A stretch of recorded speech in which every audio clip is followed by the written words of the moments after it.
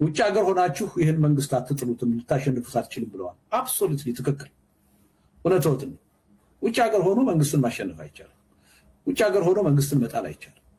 መንግስትን ማሸነፍ የሚችለው መንግስትን መጣል የሚችለው የጉዳዩ ባለቤት የኢትዮጵያ ህዝብ ነው። ውጭ ሀገር ሆነን ታግለን ለውጥ ልናመጣ አንችልም። መንግስት ልንለውጥ አንችልም። ስለዚህ ይሄን ያሉት ነገር ትክክል ነው። ስለዚህ እኔ ውጭ ሆነን መንግስት እናወርዳለን የሚል እብደት ውስጥ አይደለሁም ያለው። የአውሮፓ ህብረት የወሰደው እርምጃ በቀጥታ በአክሽን ለኢትዮጵያ ገንዘብ በመስጠትም ጭምር የኢትዮጵያን ጥቅም በማሳደግ ለኢትዮጵያ ልማት ድጋፍ በማድረግ የተገለጸ ነው። ፕራክቲካሊ ውጭ ሀገር ሆኖ መንግስት መገልበጥ አይቻልም። ውጭ ሀገር በሚደረግ ሰልፍ መንግስት አይወድቅም። አገር ቤት ደግሞ የአገር ቤት ህዝብ ነው ባለቤቱ ነው የምትለው ደግሞ አገር ቤት ያለው ህዝብ ደግሞ በሰልፍ ወጥቶ አሁን አሜሪካ ለኢትዮጵያ ከዚህ ከስጋት ከሆኑ ሀገራት ተርታ መውጣት እና ይሄን ማመኗንና መቀበሏን ለማሳየት ይሄንን እርምጃ ወስዳለች። እዚህ ቀይ ባህር አካባቢ የሚፈጸም የጸጥታ ችግርን የመሳሰለውን የባህር ውንብድናን በመከላከል ረገድ ኢትዮጵያ ካልተሳተፈችበት ስኬታማ አይሆንም ነው ያሉት።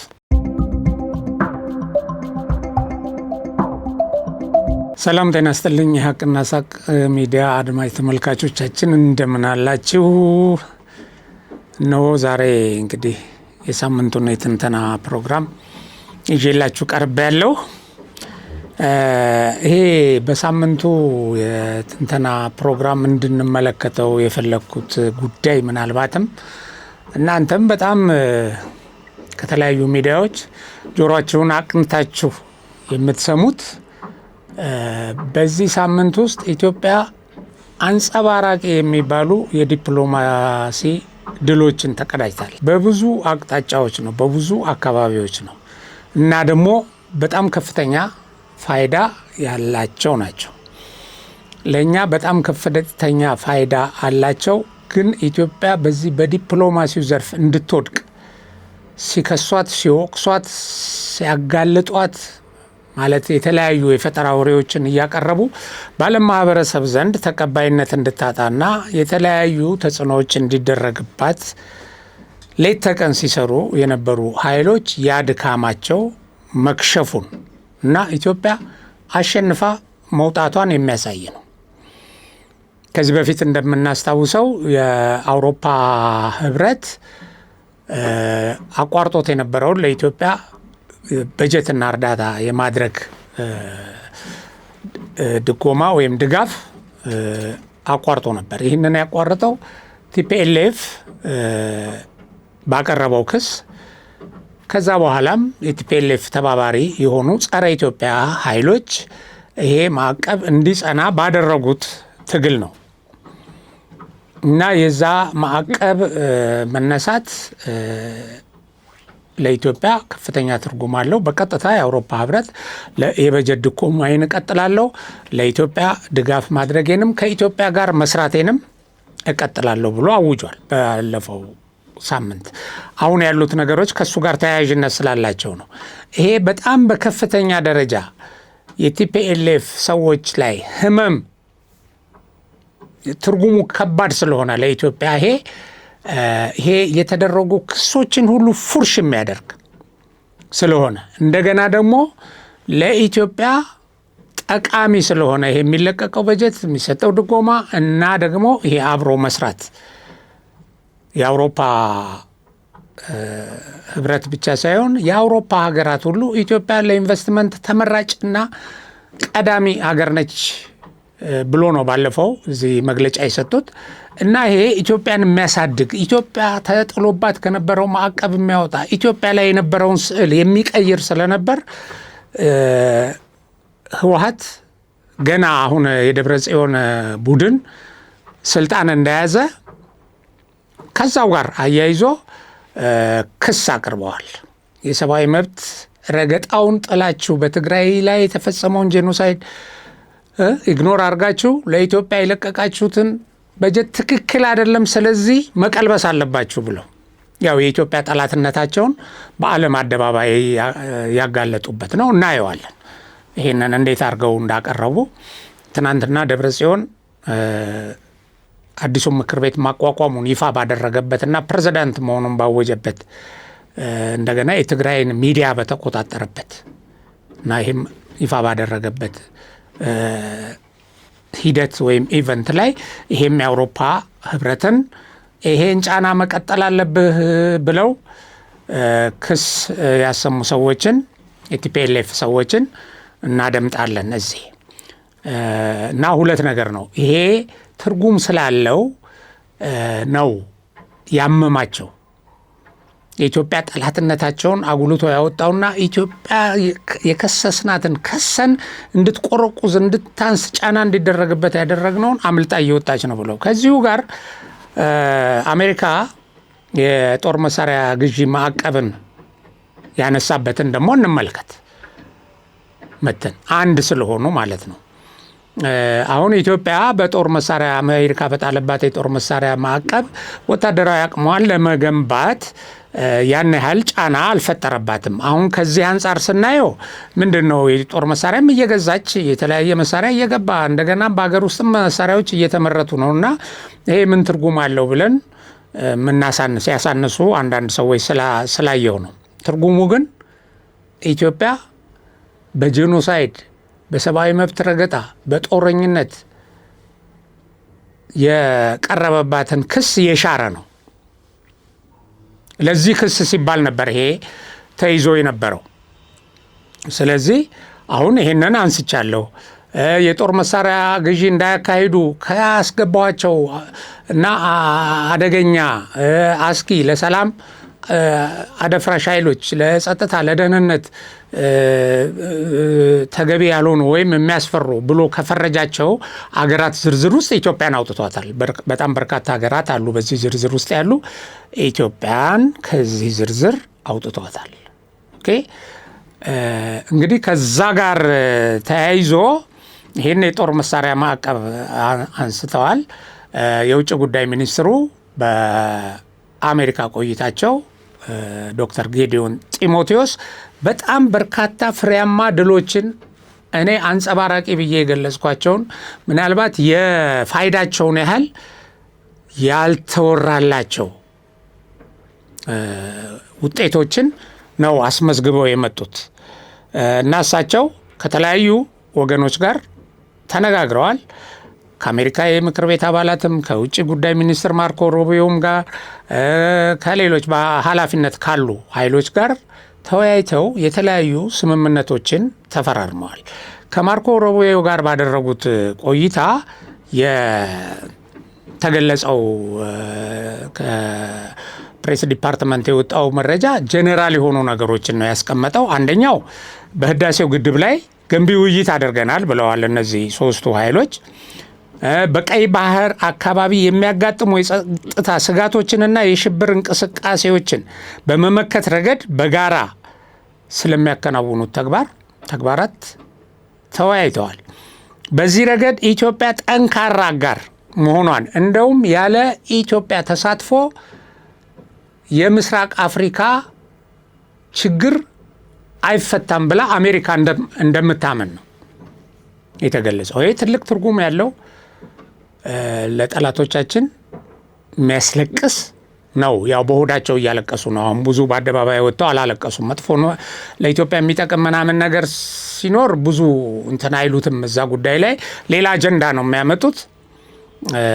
የተወሰኑት በጣም እንደው ይሉኝታ የሌላቸው በጣም ይሉኝታቸውን የበሉ ይሄን ኔጌቲቭ ሳይድ ሊሰጡት ሞክረዋል።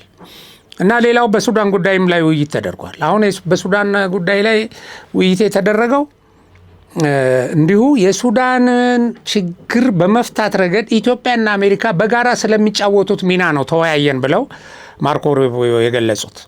ምክንያቱም የሰብአዊ እርዳታ ለማድረስ እና ሱዳን ውስጥ ያለውን በሌላ ወገኖች ተሳትፎ ያለውን ብጥብጥ እና የእርስ በርስ ውጊያ በማርገብ ረገድ በመቀየር ረገድ ኢትዮጵያ በምትጫወተው ሚና ላይ ነው የተነጋገሩት እንጂ ኢትዮጵያ ይሄንን የሱዳን ችግርን ከሚፈጥሩ አንዷ ነች ብለው ማስጠንቀቂያ ሊሰጧት አይደለም የጠሩት። አንዳንድ ሚዲያዎች ገና መግለጫው ከመውጣቱ በፊት ይችን ሲሉ ስለሰማው ነው። አሁን አንደኛው ምን ብሏል? እንትና የውጭ ጉዳይ ሚኒስትሩ ተጠርቶ ጫማ ጥፊ ነው የቀመሰው፣ ሱዳን ውስጥ የምታደርገውን ነገር አቁም፣ በድሮን የምታደርገውን ድብደባ አቁም ምናምን ተብሎ ጫማ ጥፊ ገና እንትኗ ስትጀመር ነው። ከዛ በኋላ እንግዲህ ሱዳንን በድሮን የደበደበችው ኢትዮጵያ አይደለችም የሚል መግለጫ ወጥቷል በራሱ በሲአይኤ። ከዛ ቀጥሎ ግብፅ ይሄንን ጉዳይ አረብ ሊግ ላይ አቅርባው አረብ ሊግ ላይ ተጨባጭ ማስረጃ የለም ተብሎ ውድቅ እንደተደረገባት፣ ይልቁንም ኢትዮጵያ በሌላ መድረክ ላይ ሱዳን ውስጥ ያለውን የእርስ በርስ ጦርነት በማባባስ ረገድና ለራሷ ፍላጎት ለመጠቀም ኢትዮጵያን ለማጥቃት እንዲያመቻት በግብፅ ውስጥ የመሰረተችው የጦር ሰፈር በሱዳን ውስጥ የመሰረተችው የጦር ሰፈርና ለአልቡርሃን መሳሪያ በማቀበል የምትጫወተው ሚና ሱዳንን ብቻ ሳይሆን ቀጠናውን ለማወክ ወይም ለቀጠናው ስጋት የሆነ ጉዳይ ስለሆነ የግብፅ ሰራዊት ከሱዳን መውጣት አለበት። ግብፅ ለሱዳን የምታደርገው ወታደራዊ እርዳታ መቆም አለበት ነው ማለት እንደ አንድ ችግር ታይቶ ዲፋይን የተደረገው። ይሄ ለምሳሌ በጅቡቲው ፕሬዝዳንት በዓለ ሲመት ላይ በተደረገ ስብሰባ ላይ በዝግ የተካሄደ ምክክር ነበረ። የሱዳን ምክር ቤት ምክትል እና የእስማኤል ኦማር ጊሌ የኢትዮጵያው ጠቅላይ ሚኒስትር አብይ አህመድ አሊ በዝግ ባደረጉት ስብሰባ እዚህ ቀጠና ላይ ያለው ችግር መወገድ ካለበት ግብፅ ከሱዳን ወታደራዊ ኃይሏን ማውጣት አለባት። ግብፅ ለሱዳን የምታደርገውን ወታደራዊ ድጋፍና ሱዳን ውስጥ የምታካሂዳቸውን የድሮን ድብደባዎች ማቆም አለባቸው ነው ተብሎ የተነጋገሩት። ልክ ይሄን ከተነጋገሩ ከቀናት በኋላ ነው ውጭ ጉዳይ ሚኒስትሩ ከአሜሪካ ባለስልጣናት ጋር ምክክር ያደረጉት። ይሄ እንደ አንድ ችግር ተነስቷል። ስለዚህ ኢትዮጵያ ለዚህ ችግር መፍትሄ ትሆናለች ወይም መፍትሄ ታመጣለች ተብሎ ነው እንጂ እዛ አቋም የተያዘው የማጠቃለያ መግለጫ ሲሰጥ እሱን ማንበብና መመርመር ያስፈልጋል። ስለዚህ ኢትዮጵያ እንደ መፍትሄ ሰጪ፣ እንደ ሰላም አጋር፣ እንደ ሰላም ለማምጣት ተጽዕኖ ፈጣሪ ተደርጋ እንጂ የታየችው እንደ ችግር ፈጣሪ አይደለም። አንደኛው ይሄ ነው። በተሳሳተ አተረጓጎም እየተተረጎመ እንትኑን ለማሳነስ ሙከራ ሲደረግበት የቆየው አንዱ ይሄ ነው። ሁለተኛው ስለ ቀይ ባህር ተወያይታለች። ቀይ ባህር ላይ የምታደርጊያትን እንቅስቃሴ አቁሚ፣ በዚህ ምክንያት ለቀጠናው ጦርነት ስጋት እየሆንሽ ነው ተብሎ ተነግሯቸው ይሄንን ተቀብለው ይሄን አሻሽላለሁ ብለው መጡ እና ስለዚህ አሜሪካ በዚህ ጉዳይ ላይ ለእሳቸው የሰጠችው ማስጠንቀቂያ ነው። ግን አይደለም። በቀይ ባህር ቀጠና ላይ ለሚኖሩ የደህንነት ስጋቶች እና የጸጥታ ሁኔታዎች አሜሪካና ኢትዮጵያ በጋራ ስለሚያከናውኑት ጉዳይ ተነጋግረናል። በዚህ ቀጠናም ያለ ኢትዮጵያ ተሳትፎ ቀጠናው ላይ ሰላም ማስፈን አይቻልም የሚል የአሜሪካ መንግስት አቋም አለ በሚል ነው የማርኮ ሩቢዮ መግለጫ የተሰመረበት። ስለዚህ ኢትዮጵያ ለቀጠናው ከፍተኛ አጋር፣ ለሰላም አስፈላጊ ተብላ የታመነባት አገር መሆኗን ነው የሚያመለክተው። ይሄ ትልቅ ድል ነው። እንግዲህ እነዚህን መሰረት ተደርጎ ነው ኢትዮጵያን ከዚህ ከአደገኛ ለሰላም አደጋ ከሚፈጥሩ ሀገራት ተርታ አውጥተው የደህንነት ስጋት ከሚደቅኑ ሀገራት መዝገብ ውስጥ አውጥተው የጦር መሳሪያ ግዢ ማዕቀብን ያነሱላት። ስለዚህ የጦር መሳሪያ ግዢ ነገ አሁን መድፍ፣ አውሮፕላን እንደዚህ ለመግዛት ይጠቅማታል ምናምን አይደለም ትርጉሙ። መልእክቱ ግን ከፍተኛ ነው የዚህ መልእክት። ስለዚህ በዚህ ደረጃ የተፈረደችው ሀገር በቲፒኤልኤፍ እና በአጋሮቹ አማካይነት ቲፒኤልኤፍ ራሱ ጦርነት ከፍቶ ራሱ ሰሜን ዕዝን አጥቅቶ ራሱ የሽብር ተግባርን ፈጽሞ ራሱ አማራ ክልል ገብቶ ያን ሁሉ ውድመት አድርሶ ኢትዮጵያ ላይ በ2014 አሜሪካ ይህንን ማዕቀብ እንድትጥል አድርጓል። አሁን ለምሳሌ የኢትዮጵያ እንዳትገዛ የተከለከለቻቸው ወይም ግዢ እንዳታካሄድ የተዘረዘሩ ሀገራት ጋር ግንኙነት አድርጋ ገዝታ ቢሆን በዚህ በጅቡቲ ወደብ የምታመጣው መሳሪያዎች በቁጥጥር ስር ሊውሉ የሚችሉበት እድል አለ።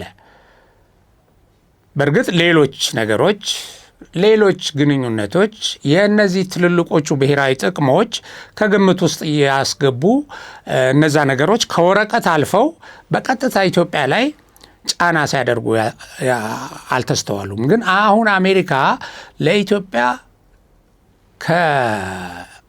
ከዚህ ከስጋት ከሆኑ ሀገራት ተርታ መውጣት እና ይሄን ማመኗንና መቀበሏን ለማሳየት ይሄንን እርምጃ ወስዳለች። ይሄ ትልቅ መልእክት ያለው ነው። ልክ የአውሮፓ ህብረት የወሰደው እርምጃ በቀጥታ በአክሽን ለኢትዮጵያ ገንዘብ በመስጠትም ጭምር የኢትዮጵያን ጥቅም በማሳደግ ለኢትዮጵያ ልማት ድጋፍ በማድረግ የተገለጸ ነው። ፕራክቲካሊ ያው የአሜሪካም ከዛ በኋላ በ3 ነጥቦች ላይ ተፈራርመዋል። በደህንነት ጉዳይ፣ በኢኮኖሚና ኢንቨስትመንት ጉዳይ፣ በዚህ በአካባቢው ሰላም በማስፈን ጉዳይ በ3 ምሰሶ ባላቸው እንትኖች ላይ የሰላም ስምምነት ፊርማ ተደርጓል። እዛ ከሌላ የአሜሪካ መንግስትን ከሚወክል አካል ጋር ከማርኮ ሩቢዮ ጋር ከተደረገው ውይይት በኋላ ማለት ነው። ስለዚህ እነዚህ ነገሮች የኢትዮጵያን ድል ነው የሚያሳዩትና ወደ እንግዲህ ይሄንን ኢትዮጵያ ስኬታማ በሆነች ቁጥር ወደ ኋላ ለመጎተት ይሄንን ሂደት ለማደፍረስ ለማጨናገፍ በምቀኝነት በሴረኝነት ሲሰራ ከተወለደበት ጊዜ ጀምሮ የቆየው ህወሓት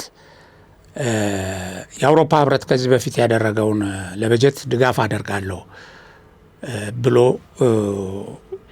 ወደ እርምጃ የገባበትን ሁኔታ በመቃወም መግለጫ አውጥቷል እና እስቲ እሱን እናድምጠው። በትግራይ ቴሌቪዥን ትናንትና የተላለፈ ነው።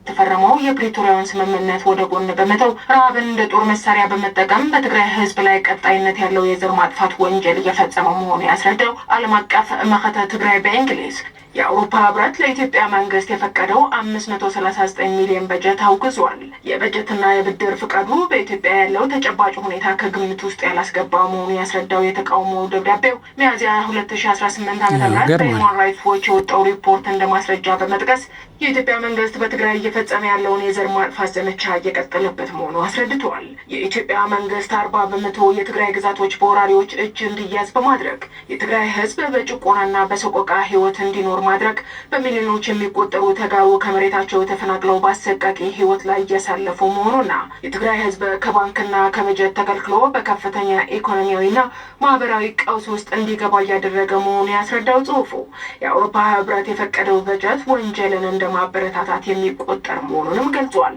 የትግራይ መምህራንና የጤና ባለሙያዎችን ጨምሮ የመንግስት ሰራተኛው ደሞዛቸውን በመከልከላቸው ምክንያት በሚሊዮኖች የሚቆጠሩ ተማሪዎች ከትምህርት ገበታቸው እንዲሁም የጤና አገልግሎት የሚፈልጉ ዜጎች የሕክምና እርዳታ እንዳያገኙ የኢትዮጵያ መንግስት እንቅፋት መሆኑን ያስረዳው ደብዳቤው ዘር ለይቶ ተጋሩን በማደህየት በመግደልና ጾታዊ ጥቃት እንደ ጦር መሳሪያ ለሚጠቀመው መንግስት የሚደረገው የበጀት ድጋፍ ለአውሮፓ ህብረት ፖሊሲና የሰብአዊነት መርህ የሚቃረን መሆኑን አብራርተዋል። በመቶ ሺዎች የሚቆጠሩ የኢትዮጵያ የኢትዮጵያ ሰራዊት በትግራይ ድንበሮች በማሰማራት ለዳግም ጄኖሳይድ የተዘጋጀው የኢትዮጵያ መንግስት ከዋና ከተማዋ በስተቀር በሌሎች የኢትዮጵያ ክልሎች በአውዳሚ ጦርነቶች የተጠመደ መሆኑን የማዕከላዊ ትግራይ በእንግሊዝ ለአውሮፓ ህብረት በጻፈው ደብዳቤ ያስረዳል። የቀድሞ የአውሮፓ ህብረት የውጭ ጉዳይ ከፍተኛ ኮሚሽነር ጆሴፍ ቦሬል በትግራይ የተፈጸመው ጅምላ ጭፍጨፋ አውግዞ የአውሮፓ ህብረት በኢትዮጵያ ላይ ለጣለው የኢኮኖሚ ማዕቀብ ትልቅ አስተዋጽኦ እንደነበረው ያስታወሰው ደብዳቤው እስካሁን በወንጀሉ የተሳተፈ አንድም የውጭ ይሁን የሀገር ውስጥ አካል ተጠያቂ አለመሆኑን አረጋግጧል። የኢትዮጵያ መንግስት ያስተባበራቸው የኤርትራና የኢትዮጵያ መንግስታዊ ኤጀንሲዎች በትግራይ ህዝብ ላይ የፈጸሙት ጄኖሳይድ በዓለም አቀፍ ፍርድ ቤት ተጠያቂነት እንዲነግስ ያለ ቀለም ልዩነት የአውሮፓ ህብረት ደጋፊ ሚና ሊጫወት ይገባል ያለው ደብዳቤው በትግራይ ህዝብ ላይ የተፈጸመው ወንጀል በጂኦ ፖለቲካ ጥቅም ሳይለወጥ ዓለም አቀፋዊ የሰብአዊ መብት ህጎች ሊተገበሩ እንደሚገባ አሳስበዋል። የአውሮፓ ህብረት ዲፕሎማሲያዊና ፖለቲካዊ አቅሙን በመጠቀም በወንጀለኞች ላይ ተጠያቂነት እንዲረጋገጥና ለተበዳዮች ፍትህ እንዲነግስ በትግራይ ህዝብ ስም ተማጽኖውን ያቀረበው ዓለም አቀፍ ማህተም ትግራይ በእንግሊዝ የኢትዮጵያ መንግስት ዓለም አቀፍ የሰብአዊ መብቶች እስኪከበር ድረስ የገንዘብ ድጋፉን እንግዲህ ይሄ የሚያሳየን ከላይ እንደገለጽኩላችሁ ህወሓት በምንም አይነት ቁመና ላይ ይሁን በምንም አይነት ከህወሓት ሰዎች ደግሞ አንድም ሰው ይትረፍ አምስትም ሰው ይትረፍ ይሄ መርዙ ሶንኮፉ እዛ ውስጥ አለ።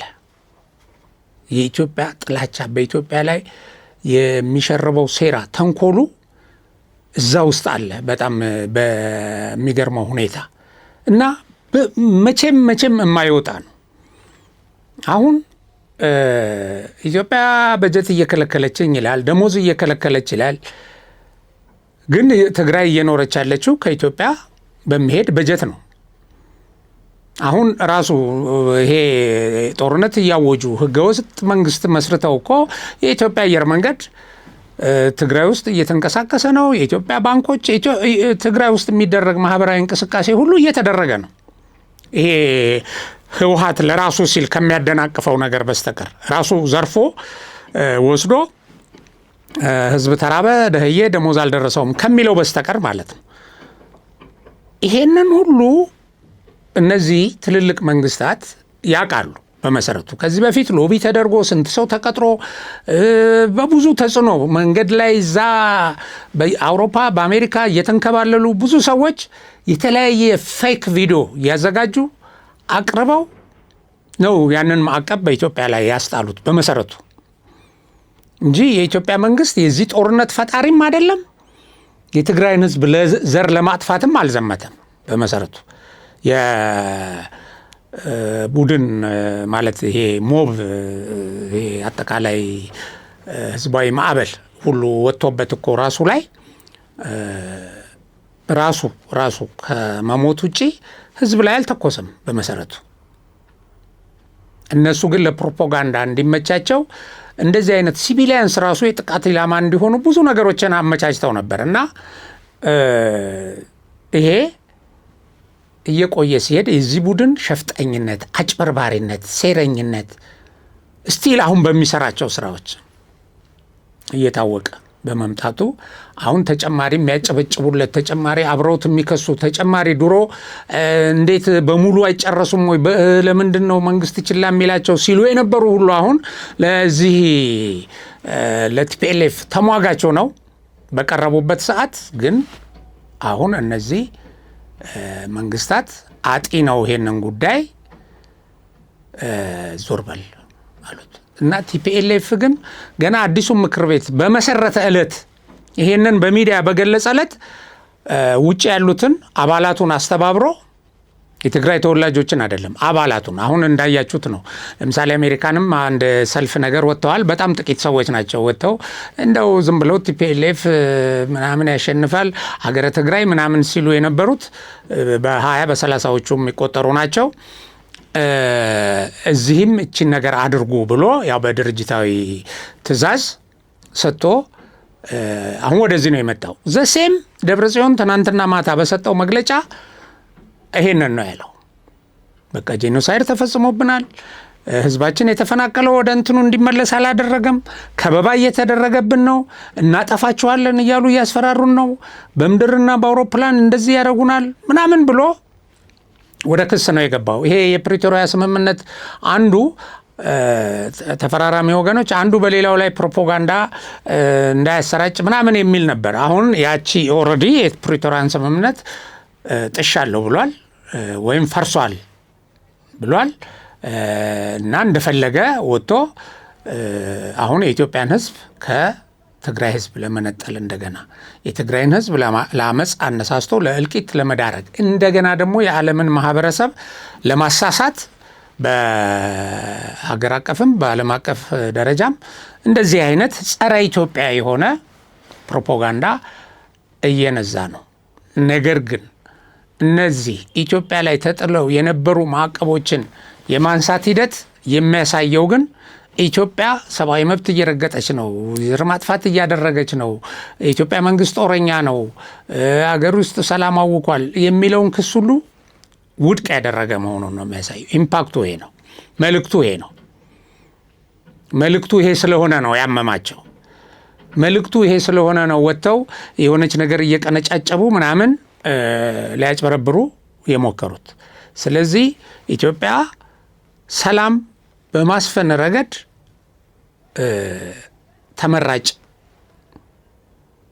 የሰላም አጋር ተደርጋ ተፈርጃለች ወይም ተቀምጣለች።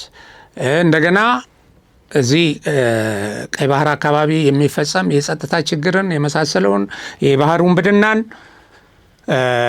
በመከላከል ረገድ ኢትዮጵያ ካልተሳተፈችበት ስኬታማ አይሆንም ነው ያሉት። ኢትዮጵያ ካልተሳተፈችበት ይሄ ምን ማለት ይመስልሃል? አሁን ኢትዮጵያ እዚህ እንትን ላይ እዚህ ቅርብ መሬት ላይ ሆና የብስ ላይ ሆና ነው ይህንን የምትከላከለው አይደለም። እነዚህ የሚያመለክቱት ነገሮች አሉ፣ ምንም ጥያቄ የለውም። አሁን ብዙ ነገሮች እዚህ ማህበራዊ ሚዲያ ላይ የሚመላለሱ ኢትዮጵያና ኤርትራ እንደዚህ ስምምነት ሊያደርጉ እንደዚህ የሚሉ አሉ። ይሄ ውይይትም የሚሰጠው ምልክት ይሄ ነው። አሜሪካ ከኤርትራም ጋር ግንኙነቷን ለማደስና ለመቀራረብ እየሰራች መሆኑን የሚያመለክቱ መረጃዎች አሉ። ኦልሬዲ ይፋዊ መግለጫዎችም ተሰጥተውበታል። ስለዚህ ይሄ ኢትዮጵያ የቀይ ባህርን የቀጠናውን ደህንነት ለማስከበር ወደ ቀይ ባህር ትወጣለች። ምንም ጥያቄ የለውም ይሄ እና በጦርነት ምናምን የምትለው የምታራግበው በሰላምና በዲፕሎማሲ ካገኘች ለምንድን ነው ጦርነት ውስጥ የምትገባው? አትገባም። ያ የከፋ አማራጭ ተብሎ ነው። እኛ እንዲህ ታፍነን 130 ሚሊዮን ህዝብ እንድንኖር ከተፈረደብን ወደዚህ እንድንገባ እንገደዳለን ማለት አዎ፣ ይሄንን ዓለምም እኮ ይሄን ተንትኖታል። ኢትዮጵያን ብዙ ምሁራን ብዙ ተንታኞች እየወጡ እኮ 130 ሚሊዮን ያለው የኢትዮጵያ ህዝብ የባህር መውጫ ካላገኘ ቀጠናው ሰላም አይሆንም ብለው እኮ የተለያየ መግለጫ ተሰጥቶበታል በዚህ ጉዳይ። ኦኬ። እና አሁን እነዚህ ስኬቶች ከፍተኛ ናቸው። ዝርዝሩን በተለያየ ሚዲያ ላይ በመንግስት መገናኛ ብዙሃንም ቀርቧል። ምንድን ነበሩ እነዚህ አሁን ኢትዮጵያና አሜሪካ የተፈራረሟቸው የሚሉት እነዚህ 3 ፒላር ብለው ያቀረቧቸው ዋና ዋና የትብብር ዘርፎች የተባሉት የኢኮኖሚ ብልጽግና፣ ንግድና ኢንቨስትመንት ነው። የአሜሪካ ኩባንያዎች አሜሪካ ኢትዮጵያ ከፍተኛ የኢኮኖሚ አጋር አድርጋ በአፍሪካ ቀንድ አብራ ትሰራለች ተብሏል። ስለዚህ ኢኮኖሚ በማሳደግ ረገድ፣ በኢንቨስትመንት በመተባበር ረገድ አብረን እንሰራለን የሚል ተፈራርመዋል። ሁለተኛው የመከላከያና የደህንነት ትብብር ይላል። ቤዚካሊ እነዚህ ምሰሶች ናቸው። የመከላከያና የደህንነት ትብብር ቅድም የተዘረዘሩት በቀይ ባህር አካባቢ በቀጠናው በምን በጸረ ሽብር አጋርነት ይሄንን የቀይ ባህርን አካባቢ ደህንነት በማስጠበቅ ይሄ እንደውም አንዳንድ ዝርዝሮች ላይ ይቺ ቦታ የት ነች የምትለውን በደንብ ኢንዲኬት አድርገው ባብ ኤል መንደብ ሁሉ ተብሏል። ይሄ ከፍተኛ የመርከብ መተላለፊያ የሆነው በዓለም አቀፍ ደረጃ ትልቅ የሆርሙዝን ያህል በመተላለፊያነቱ የሚታወቅ ማለት ነው። ስለዚህ ይሄንን ሁለተኛው ይሄ ነው የመከላከያና የደህንነት ትብብር እንዲሁም የቀጠናዊ ሰላምና መረጋጋት ይሄ ያልነው የሱዳን የመን የምትለው ጉዳይ ይሄንን እነዚህ ቀጠናውንም ሰላም ለማድረግ በማደራደር ሰላማዊ መፍትሄ በማምጣት በመሳሰለው ማለት ነው። ይሄ የደህንነትና የመከላከያ ትብብር የሚለው ይሄ የመከላከያ አቅምን በጋራ የመስራት ከመከላከያ ጋር አሜሪካ ብዙ ስምምነቶች ቀደም ብላ ተፈራርማለች ይታወቃል። እና ከዚህ ውጭ ደግሞ በሰላም ቀጠናውን ሰላም ለማድረግ ደግሞ እነዚህ ሁለት ሀገራት በጋራ ሊያበረክቱት በሚችሉት አስተዋጽኦ ላይ ወይም በትብብር በሚሰሩ ጉዳይ ላይ ትብብራቸውን ለማጠናከር የተፈራረሙት ማለት ነው። ስለዚህ ይሄ ነው እንግዲህ ይሄንን በአሜሪካኖች በኩል ትልቅ ይሁንታ የተሰጠውና በኢትዮጵያ ላይ ትልቅ ተስፋ የተጣለበት ሁኔታ ነው እና እዛ አካባቢ ያሉትን ችግሮች በማርገብ ቀጠናውን ሰላም በማድረግ ረገድ ይሄ የሁለቱ ሀገራት ትብብር በዚህ ደረጃ ተፈርሟል፣ አናውንስ ተደርጓል። እንግዲህ የህዳሴ ግድብ ጉዳይ ተነስቷል። አዎ የቀጠናው የስጋት አንዱ አጀንዳ ነው። ግብጾች ባላቸው ስግብግብና እኔ ብቻ ልጠቀም ፍላጎት መሰረት ይሄ ጉዳይ በየቦታው ሱዳንም ውስጥ መጥተው ሰላም የሚያደፈርሱት ሱዳንም ውስጥ ወታደራዊ ቤዝ እየመሰረቱ ያሉት አሁን የኛ ቅጥረኞች ስለ ግብጽ እዛ ሱዳን ውስጥ መገኘት አያወሩም። ስንት የጦር ቤዝ መስርታ ስንት ወታደሮቿ እየተማረኩ በተጨባጭ ማለት ነው። ምን ልታደርግ ነው እዛ ያለችው ግብጽ? ኢትዮጵያን ታርጌት አድርጋ ነው። ስለዚህ ይሄ ቀጠናውን የሚያወክ ነገር ነው፣ ንግግር ይደረግበታል። ስለዚህ በቀይ ባህር ጉዳይ ላይ ደግሞ አሜሪካና ኢትዮጵያ ከተወያዩ በህዳሴው ግድብም ላይ መወያየት አለባቸው። ሁለቱ ውሃዎች አይነጣጠሉም ነው ኢትዮጵያ ለድርድር ስታቀርባቸው ሁለቱን ውሃዎች አንድ ላይ ነው። ስለዚህ እዛ ጋር በምጠየቀው ነገር ይሄኛውን ብሔራዊ ጥቅሜን አስከብራለሁ ብላ ካልኩሌት አድርጋ እየሰራች ነው። ስለዚህ እነዚህ ጉዳዮች ኢትዮጵያ አንጸባራቂ የዲፕሎማሲ ድል ያገኘችበት ነው ከአሜሪካ አንጻር ስታዩት። ወደዚህ ደግሞ ወደ ራሱ አዲስ አበባ ውስጥ ወደ ተከናወኑት ተግባራት ደግሞ ስንመጣ የፈረንሳዊ ፕሬዝዳንት ኢማኑኤል ማክሮን ከኬንያ ስብሰባ በኋላ ወደ ኢትዮጵያ መጥተው አቀባበል ተደርጎላቸው በጣም ደማቅ አቀባበል፣ የወዳጅነት አቀባበል፣ የጓደኝነት ጭምር ማለት ነው እና እዚህ ቆይታ አድርገው ሄደዋል እና በቆይታቸው የኢትዮጵያ መንግስት ማንም ወደዚህ ሲመጣ የሆነ ቦታም ሄዶ ራሱ የኢትዮጵያ መንግስት የሚሳተፍበት ስብሰባ ላይ ከተለያዩ ሀገራት ጋር የሁለትዮሽ ግንኙነት ሲያደርግ አንድ የሆነች ነገር አግኝቶ ለመምጣት ጥረት ያደርጋል። በተለይ ጠቅላይ ሚኒስትሩ በዚህ በኩል በጣም ጎበዝ ናቸው። ይህም በማድረግ አንዳንድ ሀገር መሪዎችን የመሪ ለመሪ ግንኙነት ብቻ ሳይሆን የሚያደርጉት ፍሬንድሺፕ ነው፣ ፍሬንድሊ የሆነ ግንኙነት ነው፣ በጣም የቀረበ ኢማኑኤል ማክሮን አሁን የጓደኝነት ስምምነት ነው። ሌሎችንም የአረብ ኤሚሬቱን ልናይ እንችላለን። የህንዱ ፕሬዝዳንት የመጡ ጊዜ የተለያዩ አገራትና የብራዚል አሁን ምን ያህል ፍቅር ምን ያህል እንትን ፈጥረው እንደሄዱ የጣሊያኗን ጠቅላይ ሚኒስትር አይተናል። በዚህ ደረጃ ትልቅ ዲፕሎማት በግላቸው ራሱ የሚያደርጉት እነዚያ ሰዎች ከሳቸው ጋር ትስስር ፈጥረው አሁን አንዳንዱ አቀፈ እንዲሆነ ምናምን ሆነ የሆነ ለከት የለሽ ነገር ሊያወሩ ይሞክራሉ። ሰውየው ታርጌቱን ለመምታት ነው። ሰውየው ዓላማው ኢትዮጵያን ማሳደግ ነው። ምክንያቱም ኢትዮጵያ በማደግ ላይ ያለች ሀገር ነች። የተለያዩ ሀገሮች ድጋፍ ያስፈልጋታል። እንዲህ አይነት ስማርት በሆነ መንገድ እየቀረበ እያስረዳ ከኢትዮጵያ ጋር ቢሰሩ ሚቹዋል ቤኔፊቱ ምን እንደሆነ እየገለጸ ሀገራቸው ምን እንደምትጠቀም የጋራ ጥቅሙ ምን እንደሆነ እያስረዳ እያሳመነ የጓደኝነት ተጽዕኖ እየፈጠረ ብዙ ነገሮችን ያገኛል። እና ልክ እንደዚሁ አሁን የፈረንሳዩ ፕሬዝዳንት ዳንኤል ማክሮን በኢትዮጵያ ቆይታቸው የታዳሽ የተቀናጀና ዘላቂ የኃይል እንዲሁም የዲጂታላይዜሽን ፕሮግራምን ለመተግበር የሚውል የ54.6 ሚሊዮን ዩሮ የብድር ስምምነት ፈቅደውልናል ወይም የብድር ስምምነት አድርገናል። ኢትዮጵያ ከፈረንሳይ ጋር ይህንን የብድር ስምምነት መሪዋ እዚህ መጥተው ከመሪዋ ጋር በተደረገ አፕሮች ቅርርብ ምናምን ይህን ማስፈረም ችለናል። ለዚህ ለታዳሽ ኃይል ይሄ ነገር አሁን 54 ሚሊዮን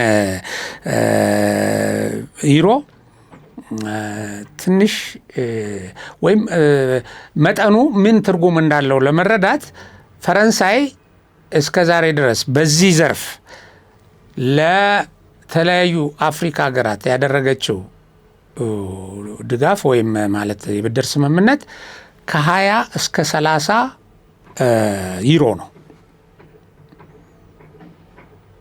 ይሄን ስታስብ ለኢትዮጵያ አሁን የሰጠችው እጥፍ ከእጥፍ በላይ ነው። ይሄን ትረዳለህ። በዚህ መሰረት ነው እንትኑን የዚህን ቫልዩ ልትረዳ የምትችለው እና ይሄንን አድርገው ከዚህ በፊትም እኮ ፈረንሳይ ለኢትዮጵያ ልክ እንደ ጓደኛ በቃ ብዙ ነገር አድርጋለች። በዚህ በጠቅላይ ሚኒስትር አብይ ፈረንሳይ ውስጥ በተለያየ ጊዜ ሄደው የተለያዩ ፕሮጀክቶችን አቅርበው ለምሳሌ ሊበላ እንትንን ገዳምን አብያተ ክርስቲያንን በማደስ ረገድ ፈረንሳይ ከፍተኛ አስተዋጽኦ አድርጋለች። ታላቁን ቤተ መንግስት በማደስ በኩል ፈንድ በደንብ እገዛ አድርጋለች። ኦኬ ይሄንን ያደረገችው በሁለቱ ሀገራት ግንኙነት በተለይም ደግሞ ጠቅላይ ሚኒስትሩ ከዳንኤል ማክሮን ጋር ባደረጉት የጠበቀ ግንኙነት የተፈጸመ ነው። ይሄንን የፈረንሳይና የኢትዮጵያን ትብብር የባህር ኃይል ስልጠና አካሂዳልናለች። አሁን በባህር ኃይል ደረጃ ከፈረንሳይ መንግስት ጋር ተባብረን እንደምንሰራ ስልጠና አድርገዋል። የሌሎች የተለያዩ ትጥቆችን በማገዝ ረገድ ባህር ኃይሉን እንደ ባህር ኃይል በማቆም ረገድ ትልቅ እገዛ አድርገውልናል። ምንድነው የኢትዮጵያ የባህር ኃይል ያስፈልጋታል። የት ቀይ ባህር ላይ የምትጠቀምበት የባህር ላይ ጥቅሟን የምታስከበርበት የባህር ኃይል ይሄን ያምናሉ የፈረንሳዩ ፕሬዝዳንት። በተደጋጋሚም ይሄን ነገር ኢትዮጵያ ወደ የባህር በር ያስፈልጋታል፣ ወደ ቀይ ባህርም መውጣት አለባት። ያው ዲፕሎማሲ የሚባል ነገር ስላለ ግን በሰላማዊ መንገድ ነው የሚመረጠውም፣ በሰላማዊ በህጋዊ መንገድ ነው። ይሄ ኦፖርቹኒቲ ደግሞ አለ። ይሄ ካለ ወደ ጦርነት አትገባም። ይሄ እድል ስላለ ዓለም ይሄን እየተቀበለው ስለሆነ ማለት ነው። ስለዚህ ይሄንን ያደረጉ ሰው ናቸው እና ጠቅላይ ሚኒስትሩ እሳቸውን ሲቀበሉ ያ የባህር በር መሻታቸውን እና ጠንካራ የባህር ኃይል ለመገንባት ያላቸውን ዝግጁነት ለማሳየት ሲሉ በባህር ኃይል ዩኒፎርም ወይም በተደራጁ የባህር ኃይል ሰዎች ነው የክብር አቀባበል የሚያደርጉላቸው። ከዚህ በፊትም አድርገዋል። ለሌሎች መሪዎች እንደዚህ ያደርገዋል። ትልቅ መልእክት አለው ባይዘው ይሄ አሁን አንደኛው ይሄ ነው። ሁለተኛው ደግሞ ወደ ኢትዮጵያ ከሳቸው ጋር ደግሞ የመጡት ዋና ጸሐፊው ናቸው። የተባበሩ መንግስታት ድርጅት ዋና ጸሐፊ እሳቸው ለኢትዮጵያ በጣም ቤተኛ ናቸው። በተለያየ ጊዜ እየመጡ የተለያዩ ንግግሮችን ነው የሚያደርጉት።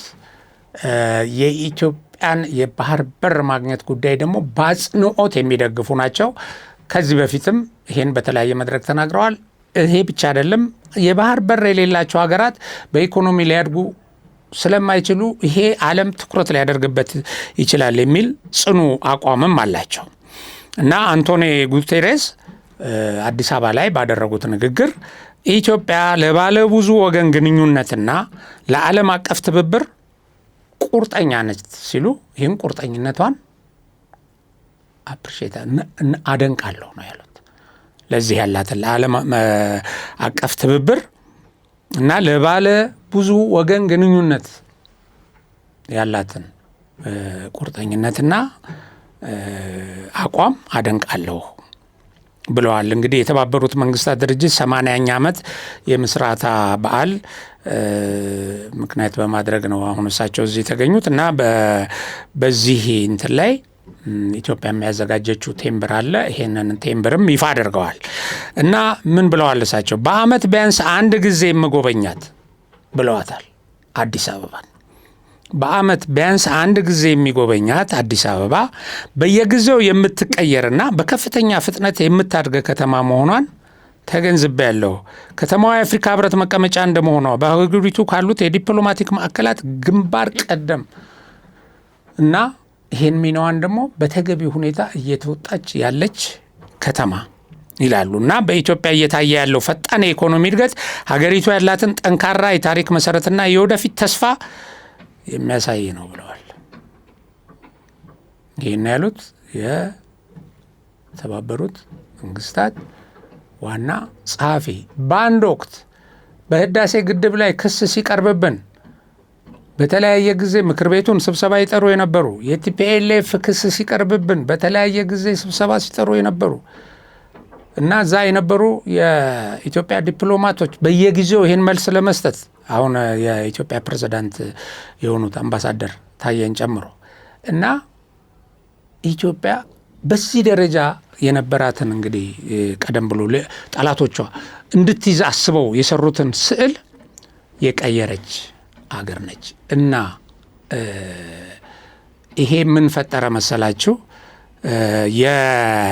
በተለይ የአሜሪካ የተደረገው ከአሜሪካ መንግስት ጋር በተደረገው ግንኙነት ላይ ተመስርተው ይሄ በእንትን መሬት አንቀጥቅጥ ምናምን ሰማይም አንቀጥቅጥ ብለውታል አይደል? ይሄ በይነመረብ ላይ እነሱ አሁን ሰሞኑን ባደረጉት ስብሰባ ይመስለኛል ትናንትና ነው ባደረጉት ስብሰባ ላይ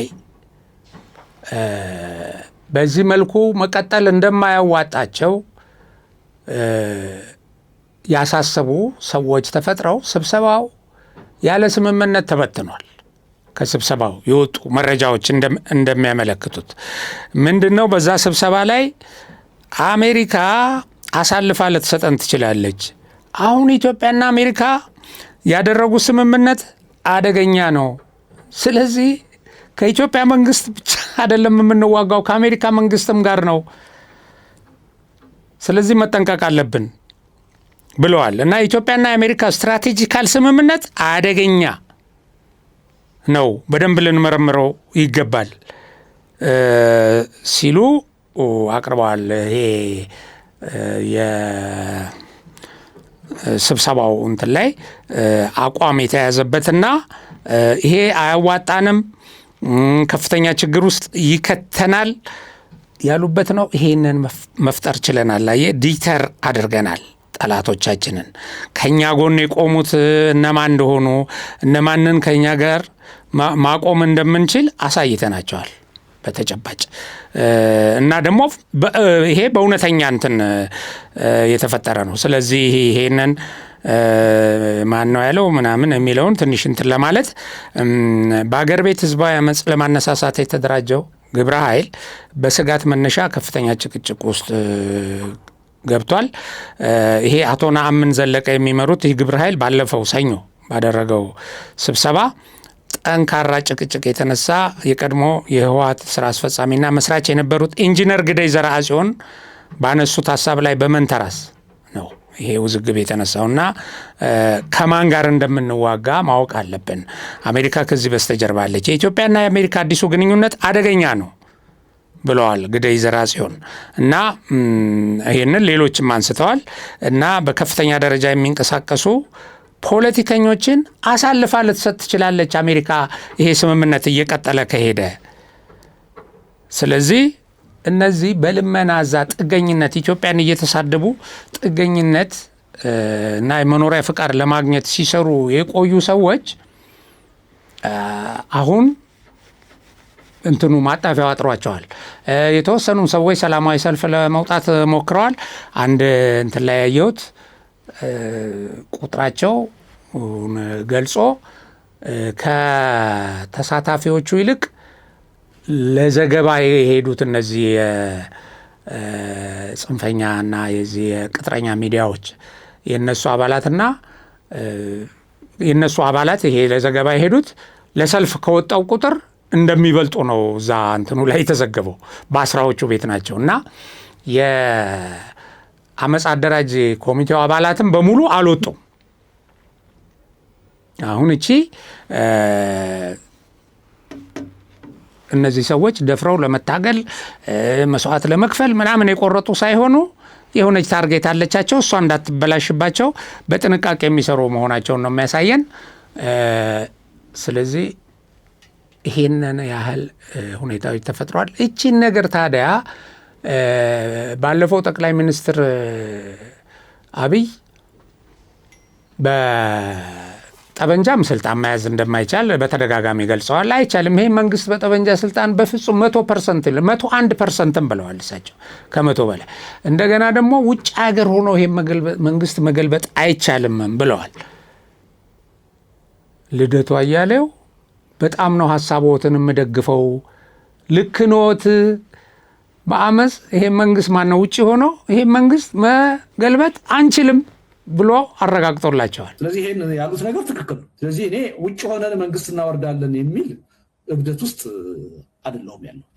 ውጭ ሀገር ሆናችሁ ይህን መንግስት አትጥሉትም፣ ልታሸንፉት አትችልም ብለዋል። አብሶሉትሊ ትክክል፣ እውነትዎትን ነው። ውጭ ሀገር ሆኖ መንግስትን ማሸነፍ አይቻልም። ውጭ ሀገር ሆኖ መንግስትን መጣል አይቻልም።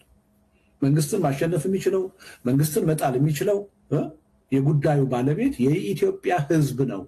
ውጭ ሀገር ሆነን ታግለን ለውጥ ልናመጣ አንችልም። መንግስት ልንለውጥ አንችልም። ስለዚህ ይሄን ያሉት ነገር ትክክል ነው። ስለዚህ እኔ ውጭ ሆነን መንግስት እናወርዳለን የሚል እብደት ውስጥ አይደለሁም ያለው። ውጭ ሀገር ሆናችሁ ይሄን መንግስት አትጥሉትም። በጣም ተጨንቀህም ቢሆን እችን ሀሳብ የሰነዘርካት ተስፋ ቆርጠህ ያውና ያጨበጭብልሃለሁ። እውነቱ ይሄ ነው። ውጭ ሀገር ሆኖ መንግስት መገልበጥ አይቻልም። ውጭ ሀገር በሚደረግ ሰልፍ መንግስት አይወድቅም። አገር ቤት ደግሞ የአገር ቤት ህዝብ ነው ባለቤቱ ነው የምትለው ደግሞ አገር ቤት ያለው ህዝብ ደግሞ በሰልፍ ወጥቶ ስለ ምርጫ እያወራ በሰልፍ ወጥቶ የሚደግፈውን ፓርቲ በደማቅ ሰልፍ እያንጸባረቀ ነው እና ሞብ በተነሳ ይሄ ብጥብጥ በጣም አመፅ ይነሳል ተብሎ በተጠበቀበት ቦታ ሁሉ ህዝብ ወጥቶ እናንተ ብሶቱን ልትቀሰቅሱ የምትሞክሩት ሁሉ በህጋዊ መንገድ ጥያቄውን አቅርቦ የሚመለስ ህዝብ ተፈጥሯል። ኢትዮጵያ እንዳልከው በውጪ ማድረግ እንደማይቻል ተስፋ ቁረጥ። አሁን ሰልፍ ምንም መጥራት ሰልፍም አይወጣልህም። ሰው የከሸፈ ነገር ነው። አሁን ደግሞ ትልልቆቹ ጋር ያለን ግንኙነት በቃ ሲደረጃ ደርሷል። አስሮ ይልካል ደግሞ እውነት ነው። አሁን ይሄ ግደይ ያቀረበው ታስሮ ይመጣል። ወደፊት ይሄ ነው የሚፈጠረው። ባይዘው ይሄ አሁን ጽምዶ ምናምን የተባለው ወደፊት በጣም በቅርብ ጊዜ ከኤርትራ ጋር በጋራ ጥቅም ላይ ስምምነት የሚደረግባቸው ሁኔታዎች ይመጣሉ። ምንም እንዳትጠራጠር፣ ምልክቶች የሚያሳዩት ይሄን ነው። በዛ ጊዜ ይሄ አብሬ እሰራለሁ፣ አብሬ ቆማለሁ፣ አብሬ እቀመጣለሁ፣ አብሬ እዋጋለሁ፣ ከሱ መሳሪያ እቀበላለሁ ምናምን ያለው ሁኔታ ሁሉ ተጠራርጎ ይወጣል። ከዛ እዛ ኤርትራ ውስጥ ስልጠና የሚወስድ እዛ የሚታጠቅ እዛ የሚያሴር ሁሉ ማለት ነው። ስለዚህ ራስን ጠብቅ፣ አንተም ሌሎቻችሁም እንደዛው ራሳችሁን ጠብቁ። ፖለቲካ ተለዋዋጭ ነው። የኢትዮጵያ መንገድ ደግሞ ብዙዎችን እየማረከ ወደዚህ እያመጣ ስለሆነ ይሄንን መገንዘብ በጣም ያስፈልጋል። ስለዚህ ኢትዮጵያ ወደ አሸናፊነት እየወጣች ነው። ይሄ ቲፒኤልኤፍ ማመልከቻ ይሄ ጎዳና ላይ 5ም 6ም 20ም እየሆኑ የሚጮሁት ያኔም ተንከባለው ብዙ ለውጥ አላመጡም እና የሚፈጥረው ነገር የለም። አንጸባራቂ ድል ያስመዘገብንበት ሳምንትና ለጠላቶቻችን ትልቅ መልእክት የሚያስተላልፍ ነው። መልእክቱን ተረዱ። ኢትዮጵያኖች ደግሞ ያው ብስራት ነው ለኛ። በሌላ ፕሮግራም እስከምንገናኝ የዛሬውን ፕሮግራሜን በዚሁ አጠናቅቃለሁ። ሰላም።